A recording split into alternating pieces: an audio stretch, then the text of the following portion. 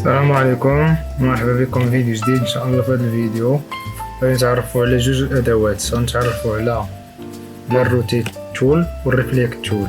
نعمل في هذا الليفت هنا في هذا الليفت بار. نحاول نعاودو من الاول.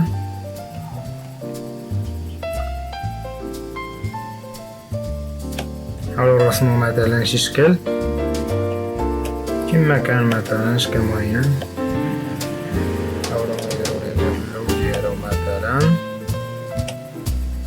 بالنسبة للشوركات ديال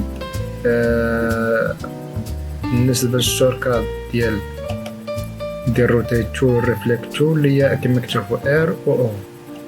كليكنا على ار كتعطينا هاد الريفليكت تول. هادي كتسمح لنا الا بغينا ندورو شي شكل معين لاي جهه كما بغينا.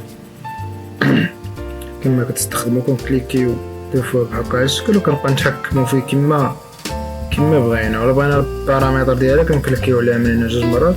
الساعه يمكن لينا نغيرو في الانجل ديالها هانتوما كما كتشوفوا. ولا بغينا مثلا كوبيو مثلا نفس الشكل مثلا ونعطيو حتى هو مثلا شي قياسات مثلا معينه، كنكليكيو كما كتشوفوا هنا جوج مرات. هيا كنديرو كوبي، هاهي كما كتشوف.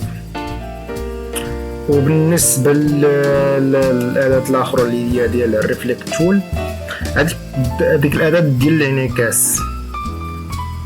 هذه كتسمح لنا الا بغينا ندورو الشكل ديالنا اما بشكل عمودي اما بشكل افقي.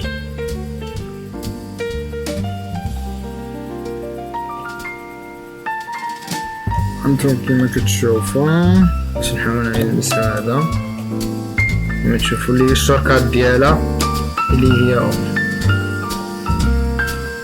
هاي. كنحاولوا هنا الا بغينا كنكليكيو عليها دو فوا كما كتشوفوا. الا بغينا نعكسو اما هوريزونتال اما فيرتيكال كما بغينا. هاي ومن بعد نديرو كوبي مثلا. هاي كما كتشوفوا الكوبات. هذا ما كان في الفيديو. كنتمنى الفيديو ينال الاعجاب ديالكم، وما تنساوش الى عجبكم الفيديو اشتركوا في القناه. السلام عليكم ورحمه الله.